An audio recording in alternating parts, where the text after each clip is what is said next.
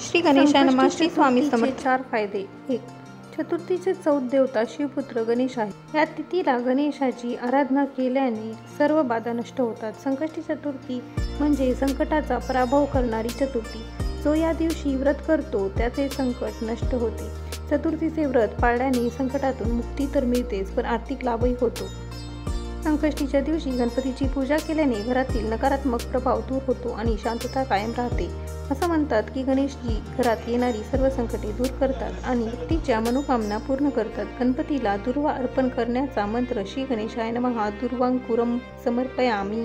विनायक चतुर्थीचे महत्त्व. विनायक चतुर्थी व्रत हे गणेशाला समर्पित आहे. या दिवशी गणेशाची विशेष पूजा केली जाते. पंचांगानुसार प्रत्येक महिन्यात 2 चतुर्थी येतात, एक शुक्ल पक्षात आणि एक कृष्ण पक्षात. तर महिन्यात येणाऱ्या कृष्ण पक्षातील चतुर्थीला संकष्टी चतुर्थी म्हणतात. या शुक्ल पक्षातील चतुर्थीला विनायक चतुर्थी म्हणतात. प्रत्येक महिन्यात अमावास्येनंतर येणाऱ्या चतुर्थीला विनायक चतुर्थी म्हणतात. दूर करणाऱ्या श्री गणेशाची पूजा केली जाते. स्नान करून धूत वस्त्र नेसावे. घरात स्वच्छ ठिकाणी अगर देवाऱ्यात समोर एक स्वच्छ केलेला चौरंग पाट ठेवावा. त्यावर पिंजरीने एक 8 पाकळ्याचे कमळ काढावे. त्यावर सोन्या चांदीचे अगर तांब्या पितळेची छोटी मूर्ती असलेली ती ठेवावी. मूर्ती नसल्यास तर सुपारी ठेवून पूजा करावी. हळदी कुंकवाचा टिळक करावा. गणपतीची विधीपूर्वक पूजा करावी. लाल फूल दुर्वा वाव्यात नवं नेसावं. मोदकी वा लाडूचा नैवेद्य दाखवावा. अशा प्रकारे करावे. आसमन केशवाय नमः, नारायण नमः, माधवाय नमः असे म्हणत 3 पाळ्यांनी पाणी उजव्या तळ्या हातावर घेऊन प्राशन करावे आणि गोविंदाय नमः असे म्हणत 4थ्या पळीने पाणी हातावरून तांबनाच